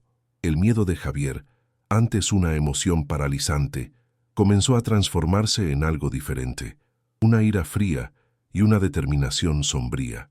Ya no se trataba solo de proteger a Sofía, se trataba de justicia. Justicia para Miguel, el conductor asesinado. Justicia para los cientos de trabajadores sin nombre explotados y robados. Justicia para Héctor, que había vivido 40 años con la sombra de la muerte de su amigo. El pequeño libro de contabilidad en la mesa ya no era una simple prueba de un robo, era el testamento de un hombre asesinado, una voz que clamaba desde la tumba, y el dinero en la mochila, el dinero manchado de sangre y sufrimiento, ya no era una tentación, sino una responsabilidad. Javier miró a Héctor, y en los ojos del anciano vio el mismo fuego que empezaba a arder en su propio pecho. Ya no estaba solo. Tenía un aliado que llevaba 40 años esperando este momento, esperando que la verdad finalmente saliera a la luz. Mientras el peso de esta nueva realidad se asentaba, un sonido familiar rompió el silencio de la noche, el rugido del motor del coche del capataz. Las luces de los faros barrieron la colina, iluminando la caravana por un instante antes de detenerse junto al autobús. Javier y Héctor se agacharon instintivamente, apagando la única lámpara encendida. El corazón de Javier volvió a latir con fuerza, pero esta vez la adrenalina era diferente, más enfocada. El capataz se bajó del coche, pero no se acercó al autobús. Se quedó de pie junto a él, con las manos en las caderas, y gritó hacia la oscuridad, su voz resonando en todo el desguace con una arrogancia brutal. «Tienes 24 horas, carpintero. Coge los 1.500 euros y lárgate de mi vista. Si mañana por la noche sigues aquí, tú y tu cría desearéis no haber nacido». La amenaza ya no era velada, era una sentencia explícita, un ultimátum que ponía un reloj en marcha hacia su propia destrucción. El coche se alejó, dejando tras de sí un silencio preñado de urgencia. «No esperará 24 horas», dijo Héctor, su voz grave en la oscuridad. «Vargas es impaciente y arrogante. Actuará antes, probablemente esta misma noche». Javier sabía que tenía razón. Vargas no se arriesgaría a que él huyera con el dinero y el libro. La oferta era una farsa, una forma de ganar tiempo mientras preparaba su verdadero movimiento. «Tenemos que salir de aquí», dijo Javier, su mente trabajando a toda velocidad. «Pero no podemos simplemente correr. Nos cazará». Héctor asintió. «No vamos a correr. Vamos a tenderle una trampa». El anciano se movió por la oscuridad de su caravana con una familiaridad asombrosa. encendiendo una pequeña linterna de camping. Tengo un viejo amigo, un abogado de la ciudad, uno de los pocos que no le teme a Vargas, y tengo esto. Mostró a Javier un pequeño dispositivo con un botón rojo, una alarma silenciosa. La instalé hace años. Alerta directamente a la Guardia Civil, a un contacto de confianza. El plan comenzó a tomar forma en la penumbra de la caravana. Era arriesgado, desesperado, pero era su única oportunidad. Vargas enviará a sus matones a por el dinero, explicó Héctor. Esperan que estés dentro, asustado. No esperarán que el autobús esté vacío. No esperarán una trampa. El plan era simple. Javier y Sofía se esconderían en la caravana con Héctor. Cuando los hombres de Vargas llegaran y comenzaran a destrozar el autobús para encontrar los paquetes, activarían la alarma. La Guardia Civil los atraparía con las manos en la masa, y el testimonio de Javier, junto con el libro de contabilidad y la revelación de Héctor sobre la tumba de Miguel, sería suficiente para hundir a Vargas para siempre. Era una apuesta de todo o nada. Si algo salía mal, si la ayuda no llegaba a tiempo, estarían atrapados en la cima de la colina, sin escapatoria posible. La tensión en la pequeña caravana era tan espesa que se podía cortar con un cuchillo. Javier sintió una oleada de gratitud hacia el anciano. Héctor no solo le estaba ofreciendo refugio, le estaba ofreciendo una oportunidad de luchar, le estaba dando las armas que necesitaba. «Prepara la mochila», dijo Héctor. «Asegúrate de que el libro esté bien protegido. Sofía se quedará aquí conmigo, lejos de las ventanas. Tú vigilarás desde aquí. Cuando lleguen, tienes que estar seguro de que empiezan a destrozar el autobús antes de pulsar ese botón. Necesitamos que los pillen infraganti». Javier asintió, su mente clara y enfocada por primera vez en días. El miedo seguía ahí, un nudo frío en su estómago, pero ahora estaba cubierto por una capa de propósito. Tomó la mochila, comprobó que el libro y el dinero estaban seguros y se posicionó junto a la ventana, con el pequeño dispositivo de la alarma en la mano. La caravana se sumió en un silencio absoluto y comenzó la espera. Cada minuto se estiraba como una hora, cada crujido del viento, un posible heraldo de la violencia que se avecinaba. Las horas se arrastraron con una lentitud insoportable. Sofía, agotada por el miedo y la tensión, se había quedado dormida en el pequeño sofá, arropada con una manta de lana. Javier y Héctor permanecían en silencio, vigilando, comunicándose solo con miradas. La luna estaba alta en el cielo, bañando el cementerio de coches en una luz plateada y fantasmal que hacía que todo pareciera irreal. Javier no podía dejar de pensar en el riesgo que estaban corriendo.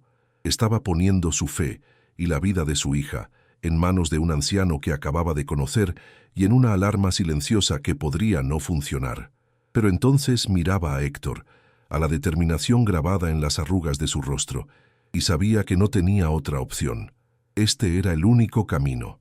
De repente, un sonido seco, un clac metálico, resonó desde el poste eléctrico que había junto a la caravana.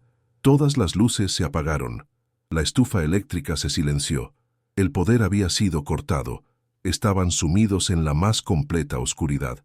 «Han llegado», susurró Héctor, su voz tranquila pero cargada de tensión. «Es la señal. Quieren que estemos ciegos y sordos». Javier sintió que el corazón le daba un vuelco. Se pegó a la ventana, sus ojos esforzándose por ver en la oscuridad. Al principio no vio nada, solo las formas familiares de la chatarra bajo la luz de la luna. Pero entonces, dos sombras se separaron de la oscuridad cerca de la entrada. Dos hombres, grandes y corpulentos, se movían con un propósito silencioso y amenazador. No eran sigilosos, no les importaba hacer ruido. El chapoteo de sus botas en el barro era claro y rítmico. Javier vio el brillo de la luna en algo que llevaban, palancas y un mazo. Sus instrucciones eran claras, no iban a negociar, iban a destruir.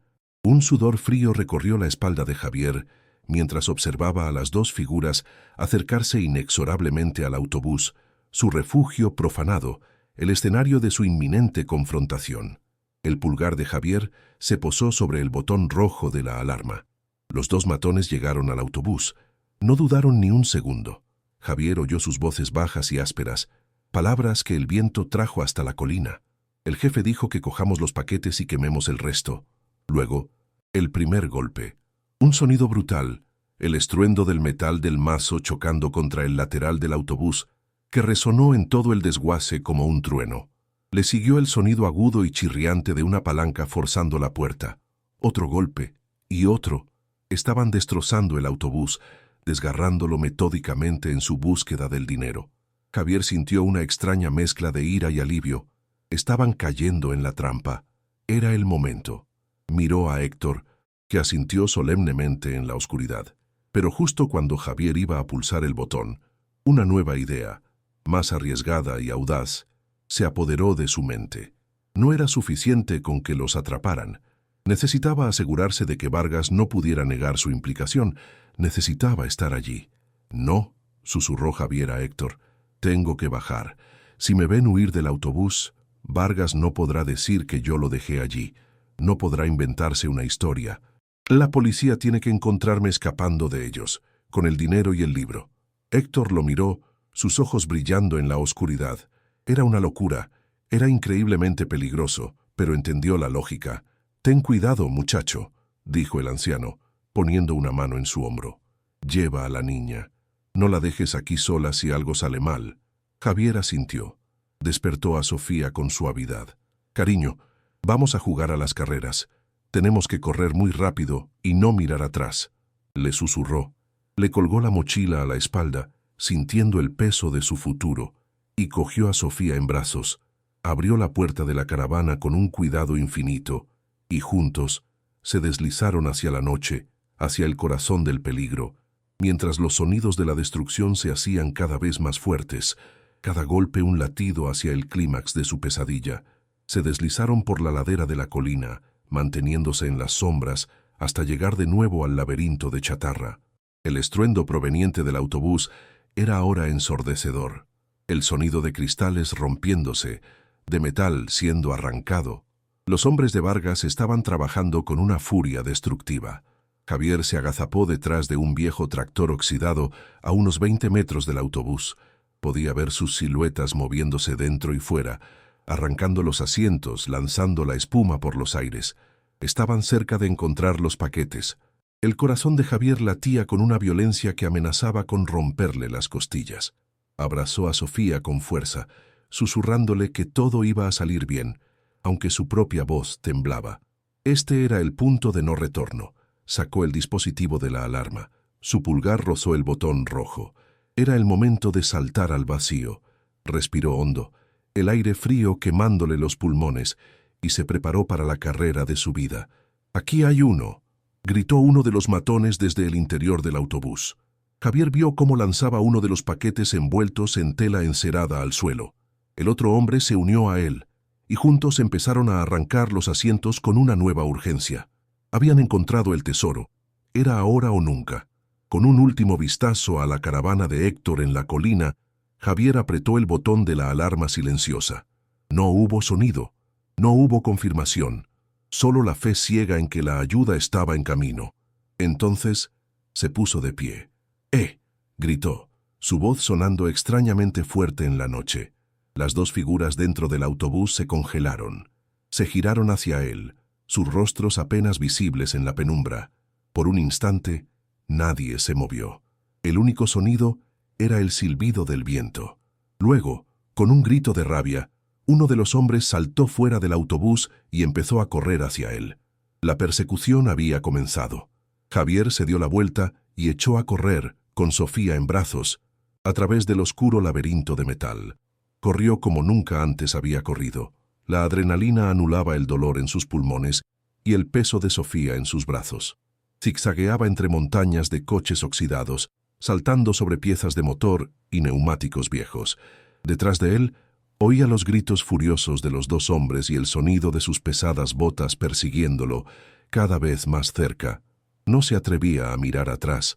Su único objetivo era la caravana de Héctor, la pequeña luz de la linterna que el anciano había colocado en la ventana como una baliza. El desguace, que antes era un lugar de terror, se convirtió en su aliado. Sus estrechos pasillos y sus innumerables escondites le ofrecían una protección precaria. Se deslizó detrás de una pila de lavadoras.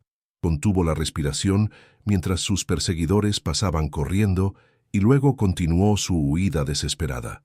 El miedo era un sabor metálico en su boca, pero la imagen del rostro aterrorizado de Sofía lo impulsaba a seguir adelante, a ser más rápido, más astuto. Estaba casi en la base de la colina. Podía ver la caravana a solo 50 metros. La esperanza le dio una nueva oleada de fuerza, pero entonces su pie se enganchó en un cable de acero oculto en el barro.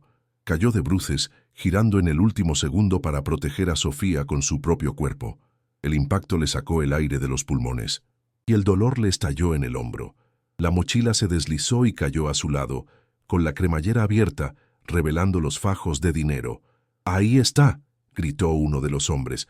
Estaban a solo unos metros. Javier intentó levantarse, pero su pierna estaba atrapada. El pánico lo inundó. Era el fin. Los iban a atrapar. Sofía empezó a llorar, un sonido agudo y aterrorizado. Javier la abrazó protegiéndola, preparándose para el impacto, para el final.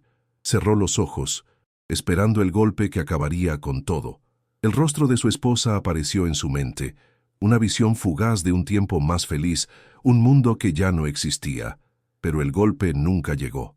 En su lugar, oyó un sonido que fue la música más hermosa que jamás había escuchado, el aullido creciente de las sirenas de la policía. Múltiples sirenas acercándose rápidamente. Las luces azules y rojas barrieron el desguace, convirtiendo el paisaje de Pesadilla en un escenario estroboscópico. Los dos matones se detuvieron en seco, sus rostros una máscara de pánico y confusión. Miraron hacia la entrada, luego hacia Javier, y luego de nuevo hacia las luces que se acercaban. La duda se apoderó de ellos. Su instinto de violencia fue reemplazado por el instinto de autoconservación. Con una última maldición dirigida a Javier, se dieron la vuelta y huyeron, desapareciendo en la oscuridad del laberinto de chatarra, justo cuando los primeros coches de la Guardia Civil irrumpían en el desguace, bloqueando la entrada. Javier se quedó en el barro, temblando, abrazando a su hija, mientras las luces de la justicia lo bañaban, a él y a la fortuna manchada de sangre que yacía a su lado. Las luces estroboscópicas de los coches patrulla pintaban el amasijo de chatarra en brochazos intermitentes de rojo y azul, una discoteca macabra en el fin del mundo. Javier seguía en el suelo, el barro frío y húmedo filtrándose a través de su ropa, pero ya no sentía el frío. Solo sentía el temblor incontrolable de sus extremidades y el calor del cuerpo de Sofía, que sollozaba silenciosamente contra su pecho. Oía gritos, órdenes por radio, el crujido de botas pesadas en la grava. Entonces, una mano cálida y callosa se posó en su hombro dolorido. Era Héctor. El anciano se arrodilló a su lado, su rostro arrugado una máscara de alivio y tristeza bajo la danza de las sirenas. Varios agentes de la Guardia Civil se acercaron, sus rostros serios pero sin la hostilidad que Javier esperaba. El contacto del abogado de Héctor había funcionado. La trampa se había cerrado perfectamente. Javier levantó la vista y vio a uno de los agentes recoger la mochila y el pequeño libro negro que yacía en el barro, tratándolos como las piezas cruciales de un puzzle que acababa de completarse. Un teniente, un hombre de rostro severo y ojos inteligentes, se agachó frente a Javier, ignorando el barro que manchaba su uniforme impecable. «Héctor nos lo contó todo, señor. El abogado nos puso en alerta máxima», dijo con voz tranquila, dirigiéndose a él con un respeto que lo desarmó. Con manos aún temblorosas, Javier ayudó al agente a sacar el resto de los fajos de dinero de la mochila. «Pero esto es lo importante», susurró Javier señalando el libro de contabilidad. «Es su letra. Es el registro de todo». El teniente tomó el libro con cuidado, como si sostuviera un artefacto frágil y precioso. Lo abrió y bajo la luz de una potente linterna, sus ojos recorrieron las páginas. Javier vio cómo la expresión del oficial se endurecía, cómo su mandíbula se apretaba con una furia contenida. 40 años, murmuró el teniente para sí mismo, antes de levantar la vista hacia Javier. «Usted y su hija están a salvo ahora. Le doy mi palabra, y vamos a por Vargas». La promesa resonó en el aire frío con la fuerza de una sentencia irrevocable. La operación se desplegó con una velocidad y eficiencia implacables. Mientras un equipo médico atendía a Javier y a una asustada pero ilesa Sofía, varias patrullas, con las sirenas apagadas, se dirigieron a la lujosa finca de Ricardo Vargas en las afueras de la ciudad. Lo encontraron en su despacho, un santuario de caoba y cuero que olía a poder y a impunidad. Estaba de pie junto a un gran ventanal, observando las luces de la ciudad con una copa de brandy en la mano, esperando la llamada de su capataz, confirmando que el problema había sido solucionado. La llamada nunca llegó. En su lugar, la puerta de su despacho fue derribada con un estruendo que hizo temblar las copas de cristal en el bar. Vargas se giró, su rostro una máscara de incredulidad y arrogancia ultrajada, justo a tiempo para ver a un escuadrón de la Guardia Civil irrumpir en la habitación. No opuso resistencia, solo se quedó allí, pálido y tembloroso, mientras le leían sus derechos y unas esposas frías y metálicas se cerraban sobre las muñecas que, durante décadas, habían movido los hilos del crimen. Al amanecer, una excavadora llegó al desguace. Héctor, con los ojos llenos de una mezcla de dolor y determinación, guió a los agentes hasta la zanja cubierta de maleza y chatarra en el límite de la propiedad.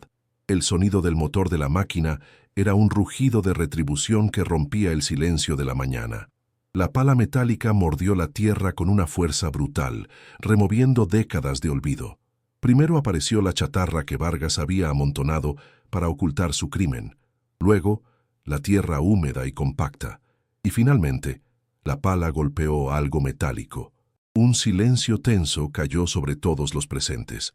Con cuidado, los agentes comenzaron a cavar a mano, hasta que el techo oxidado de un coche antiguo quedó al descubierto. Dentro, entre los restos del vehículo, encontraron los restos de un esqueleto humano. Héctor se quitó el sombrero y se secó una lágrima solitaria que recorría su mejilla arrugada. 40 años después, su amigo Miguel finalmente había sido encontrado. La última pieza del rompecabezas del mal de Vargas estaba en su lugar. Las semanas siguientes fueron un borrón para Javier. Él y Sofía fueron alojados en un lugar seguro, lejos del circo mediático que se desató. El caso de Ricardo Vargas se convirtió en una noticia nacional. El respetado empresario que en realidad era un jefe criminal, un ladrón y un asesino.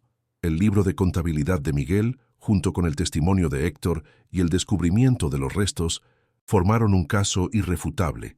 Vargas fue condenado por asesinato, crimen organizado y una larga lista de otros delitos, sentenciado a pasar el resto de su vida en prisión. Su imperio, construido sobre la explotación y la sangre, se derrumbó como un castillo de naipes. Pero para Javier, una pregunta seguía flotando en el aire, una nube de incertidumbre sobre su futuro. ¿Qué pasaría con el dinero? Casi $500,000, el fruto de un crimen atroz, yacía en una cámara acorazada de pruebas, su destino en manos de un juez. La tentación que casi lo había destruido ahora era una cuestión legal que lo mantenía en vilo. El día del juicio final sobre el dinero, Javier se sentó en una pequeña sala del tribunal, con Héctor a su lado. Se sentía tan nervioso como el día que llegó al desguace. El juez, un hombre de aspecto sabio y cansado, leyó su decisión. Las víctimas originales de este robo sistemático, declaró, su voz resonando en la sala silenciosa, son, después de 40 años, imposibles de identificar y localizar. El dinero, por tanto, no puede ser devuelto a sus legítimos dueños. El corazón de Javier se hundió. Sin embargo, continuó el juez, mirando directamente a Javier, fue gracias al coraje y la integridad del señor Javier, quien arriesgó su vida y la de su hija para sacar este crimen a la luz, que un asesino ha sido llevado ante la justicia. Por tanto, este tribunal decreta que la totalidad de la suma encontrada sea otorgada al señor Javier como recompensa por su servicio excepcional a la comunidad. El sonido del martillo del juez golpeando la madera fue el sonido más dulce que Javier había oído en su vida. Sintió que una presa se rompía en su interior y lloró, esta vez no de desesperación, sino de una gratitud abrumadora. El contraste con su vida anterior era tan absoluto que a veces a Javier le costaba creer que fuera real. Compró una casa modesta en un pueblo tranquilo, lejos del desguace y de los fantasmas de la ciudad. No era una mansión, sino un hogar. Un lugar con paredes recién pintadas que olían a nuevos comienzos, no a mojo. Tenía un pequeño jardín donde Sofía podía jugar, y el sonido de su risa, ahora libre y constante, rebotaba en las paredes, llenando el espacio que antes ocupaba un silencio opresivo.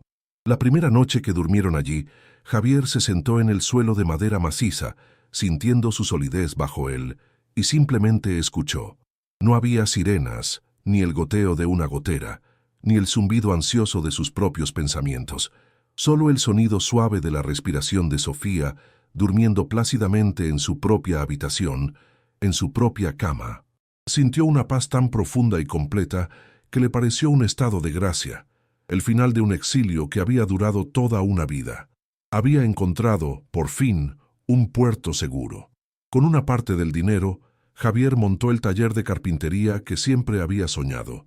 No era un garaje oscuro y alquilado, sino un espacio amplio y luminoso al fondo de su propiedad.